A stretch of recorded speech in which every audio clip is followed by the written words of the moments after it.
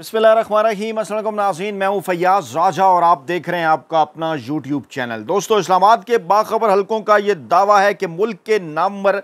आइनी और कानूनी माहिरीन का एक ग्रुप इन दिनों एक अहम तरीन आइनी पटिशन की तैयारी में मसरूफ़ है। वाकफान हाल का कहना है उनके मुताबिक ये आइनी पटिशन मुल्क के नए चीफ जस्टिस मंसूर अली शाह की जानिब से ओहदा संभालने के बाद यानी 25 अक्टूबर को मौजूदा चीफ जस्टिस काजी फैज ईसा साहब की रिटायरमेंट के बाद सुप्रीम कोर्ट ऑफ पाकिस्तान में दायर की जाएगी। जराए का यह दावा है कि इस आइनी पटिशन के जरिए सुप्रीम कोर्ट ऑफ पाकिस्तान से यह पूछा जाएगा कि क्या रिटायर्ड होने वाले किसी आला तरीन ओहदेदार को उसकी रिटायरमेंट के बाद की तारीख से प्रमोशन देकर मुल्क के अहम तरीन ओहदे पर तैनात किया जा सकता है या नहीं, क्या ये आइनी है या गैर आइनी। ये पिटीशन बज़ाहिर यही दावा किया जा रहा है कि मौजूदा army chief general Asim Munir साहब की नवंबर 2022 में की गई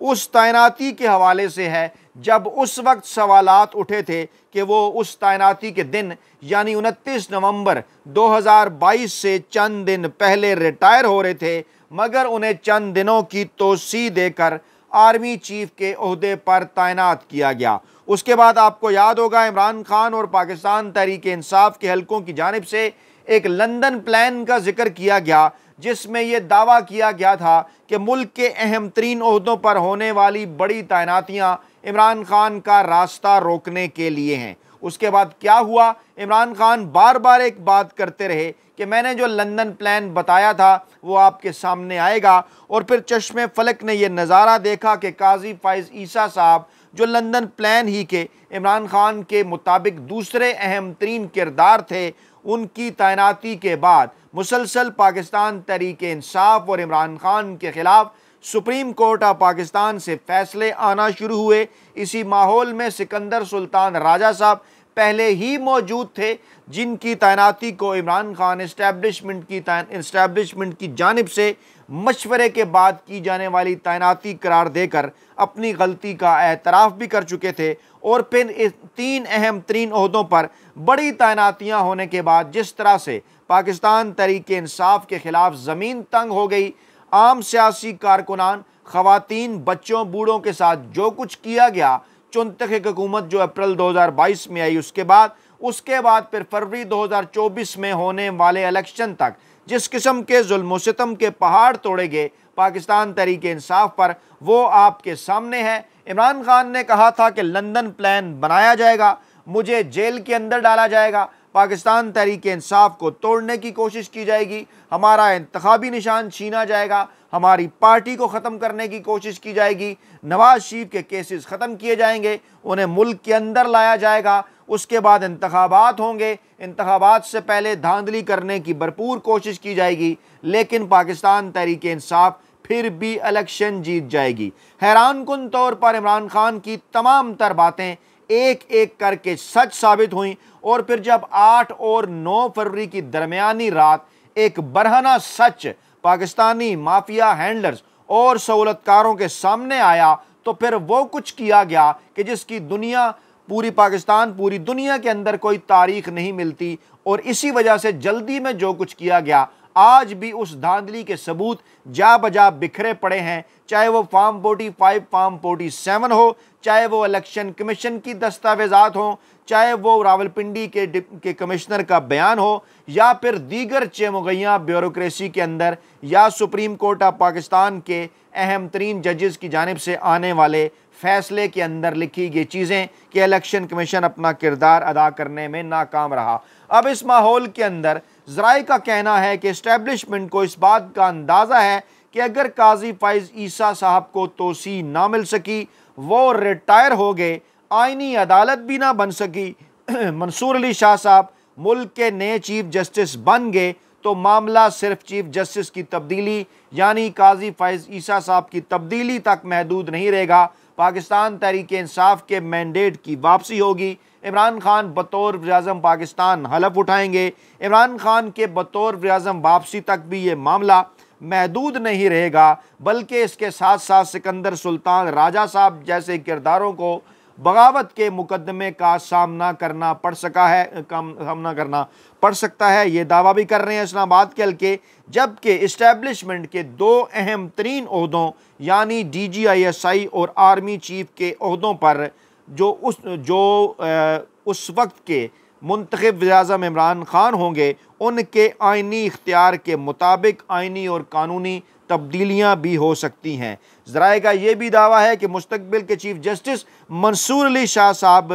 और उनके ब्रादर जजेस मुल्क में आइन और कानून की बहाली के लिए ऐसे आइनी और कानूनी फ़ैसले लेंगे नवंबर और दिसंबर के महीनों में, जो बज़ाहिर ख़तरनाक होंगे मगर मुल्क में अब जो है वो आइनी और कानूनी तौर पर पाकिस्तान की आवाम की जमहूरियत की पोजीशन बेहतर करने के लिए, पाकिस्तान के मुस्तकबिल के लिए इंतहाई अहम होंगे। ज़रा ये दावे भी कर रहे हैं कि अली अमीन गंडापुर साहब का एतमाद इसलिए बहाल किया जा रहा है, इन दिनों जो कुछ हो रहा है खैबर पख्तूनख्वा के अंदर बड़ा गुडी चल रहा है। मोहसिन नकवी साहब भी पहुँचते हैं, फैसल करीम कुंडी साहब भी पहुँचते हैं, तमाम की तमाम अपोजिशन जमातें बैठ जाती हैं जो कि अली अमीन गंडापुर साहब के ख़िलाफ़ मुसलसल गोलाबारी करती हैं। माजी के अंदर मोहसिन नकवी साहब जो उनकी गिरफ्तारी के लिए चंद घंटे पहले छापे मार रहे थे, वो भी अच्छे बच्चे बनकर वहाँ पहुँचते हैं और उसके बाद फिर वो तमाम तर ज़िम्मेदारियाँ पख्तून ग्रैंड जरगे के हवाले से उन्हें सौंप दी जाती हैं। उससे पहले PTM पर जो पाबंदी लगाई जाती है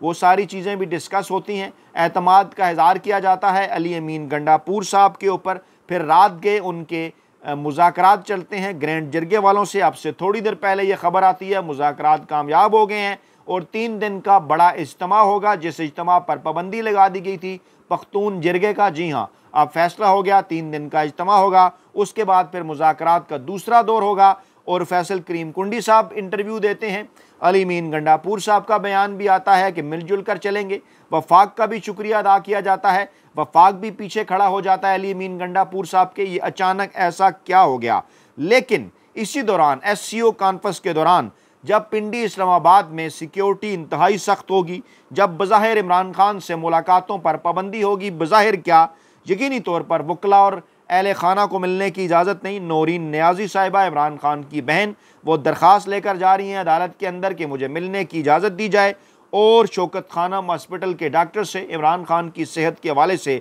रिपोर्ट ली जाए।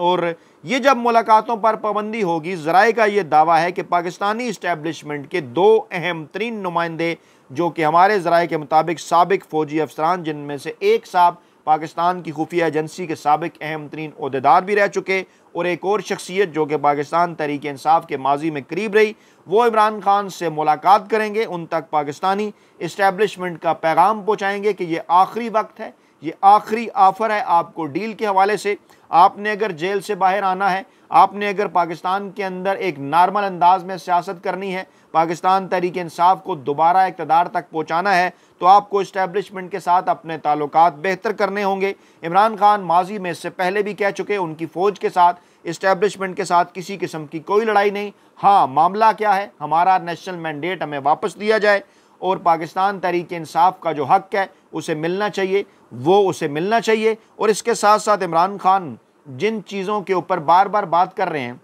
रजीम चेंज ऑपरेशन के हवाले से तहकीकात, उसके साथ साथ 9 मई के हवाले से तहकीकात, उसके साथ साथ 8 और 9 फरवरी की दरमियानी रात जो कुछ हुआ इलेक्शन के अंदर धांधली, उस हवाले से तहकीकात, और उसके बाद फिर जो दीगर मामला जिनके अंदर इमरान खान पर तरह तरह के इल्ज़ामात पाकिस्तानी मीडिया की जानिब से लगाए गए जनरल फैज़ की गिरफ्तारी के बाद, उसमें इमरान खान ने कहा कि वो जनरल बाजवा को गवाह के तौर पर बुलाना चाहते हैं, वो इस मामले को भी अदालतों के अंदर ले जाना चाहते हैं ताकि दूध का दूध और पानी का पानी हो। ये वो मुतालबात हैं, ये वो शराइत हैं इमरान खान की जो इससे पहले सामने आ चुकी हैं। दूसरी जानिब इस्टेब्लिशमेंट की शराइत क्या थी? जी हाँ, बिल्कुल यही, इमरान खान 9 मई के ऊपर कोई बात नहीं करेंगे, रजीम चेंज ऑपरेशन के ऊपर कोई बात नहीं करेंगे, इमरान खान खामोश बैठ जाएंगे। अगली बड़ी तैनाती यानी अगली बड़ी रिटायरमेंट नवंबर 2025 तक, उसके बाद एक निगरान सेटअप दिया जाएगा इमरान खान को। फरवरी 2026 के अंदर इंतखाबात का वादा, इमरान खान वापस आएँ, सियासत करें और किसी जगह से इलेक्शन जीतें, पाकिस्तान के अंदर अपोजिशन के तौर पे किरदार अदा करें कौमी असम्बली के अंदर, लेकिन जलसे जुलूस या रैलियाँ ना निकालें, इस हुकूमत को चलने दें अगले कम से कम 1 साल तक। उसके बाद आपको अर्ली इलेक्शन दिए जाएंगे। एक मामला दूसरी बात यह कि हाँ, इस दौरान अगर अदालतों से होती है इमरान खान के पाकिस्तान तहरीक इंसाफ के मैंडेट की वापसी, इस सूरत में, वो भी इस सूरत में कि अगर आईनी तरमीम नहीं मंजूर होती, काजी फाइज ईसा साहब घर चले जाते हैं, मंसूर अली शाह साहब और उनके ब्रदर जजेस इलेक्शन का ऑडिट करते हैं, जिस जानिब ख्वाजा आसिफ साहब ने भी खदशात का इजहार किया, जो खदशा है माफिया को, हैंडलर्स को और सहूलतकारों को। ऐसी सूरत हाल के अंदर अगर इमरान खान और पाकिस्तान तहरीक इंसाफ का मैंडेट वापस होता है तो इमरान खान गारंटीज दें कि अहम तरीन और बड़े ओहदों के ऊपर वो तब्दीलियाँ नहीं करेंगे और सियासी जमातों को साथ लेकर मुल्क को अर्ली इलेक्शन की तरफ ले जाने की कोशिश करेंगे। इसके बावजूद कि मैंडेट इमरान खान को उनका वापस मिल चुका होगा, ये भी उनके ऊपर शर्त कि वो अपनी मुद्दत पूरी ना करें। इस किस्म की कुछ चीज़ें इस वक्त मार्केट के अंदर हैं, चल रही हैं, और ख्वाजा आसिफ साहब की जो परेशानी है वो ये ज़ाहिर करती है कि कुछ ना कुछ तो ज़रूर पक रहा है। ख्वाजा आसिफ साहब मुसलसल इस मामले के ऊपर गुफ्तगू कर रहे हैं। आज भी वो जनाब टीवी चैनल्स की स्क्रीन्स के ऊपर आए, एक इंटरव्यू के अंदर इसी किस्म की उन्होंने बातें की कि अली अमीन गंडापुर साहब को इमरान खान साहब ने कुछ अहम तरीन मामलात के लिए रखा हुआ है, नरमी और गर्मी दोनों चल रही है। अली अमीन गंडापुर साहब को इमरान खान मुश्किल वक्त में उनका इस्तेमाल करेंगे, यानी क्या इशारा है उनका। इससे पहले जावेद लतीफ़ साहब भी फरमा चुके कि अली अमीन गंडापुर साहब ने सब कुछ किया, उनको गिरफ्तार क्यों नहीं किया गया। उन्होंने कहा जी पहले इमरान खान करते थे ये एहतजाज मुजाहरे, उनके खिलाफ भी इकदाम नहीं होते थे बकौल उनके। हालांकि जो है वो आपके सामने है जो कुछ हुआ पाकिस्तान तहरीक इंसाफ और इमरान खान के ख़िलाफ़। हालांकि तमाम तर पुरअमन इज्तिमा थे पाकिस्तान तहरीक इंसाफ के, इसके बावजूद इमरान खान के अपने दौरे हुकूमत के अंदर आपने देखा होगा किस तरह से मौलाना फजल रहमान, बिलावल भुट्टो जरदारी, मरियम नवाज़, दीगर तमाम लोगों ने जो है वो कहना चाहिए लॉन्ग मार्च किए, जलसे जुलूस किए, किसी को नहीं रोका गया। खैर, तो जावेद लतीफ़ साहब ने कहा कि जनाब देखिए उनके खिलाफ भी कार्रवाइयाँ नहीं होती थी, गंडापुर साहब के खिलाफ भी नहीं हो रही।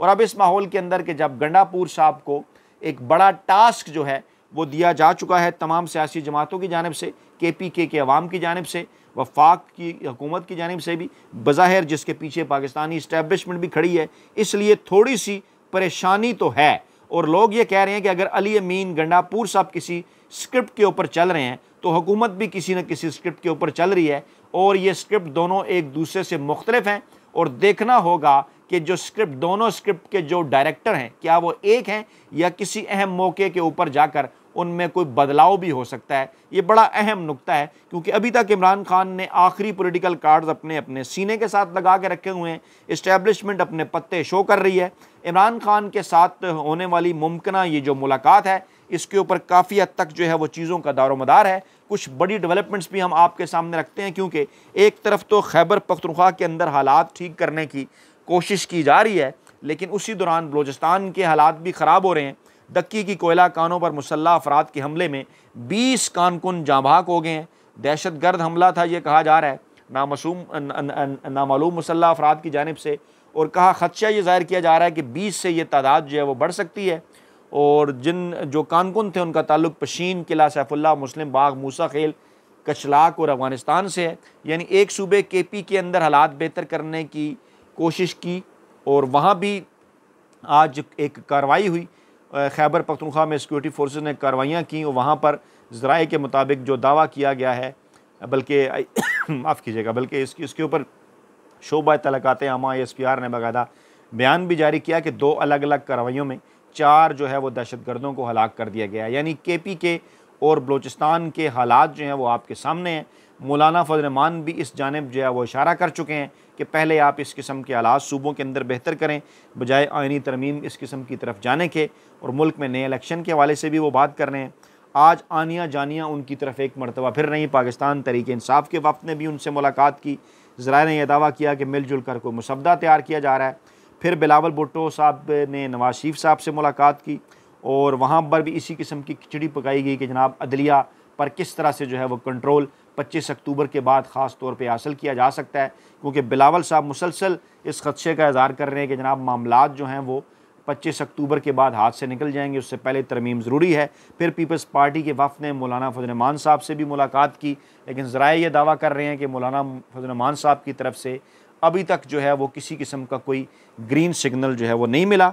और इमरान खान की कॉल पर आज साहिवाल और मुल्तान निकलेगा जनाब बाहर। पाकिस्तान तहरीक इंसाफ ने कॉल दी है, इमरान खान इस हवाले से पहले स्केड्यूल दे चुके थे,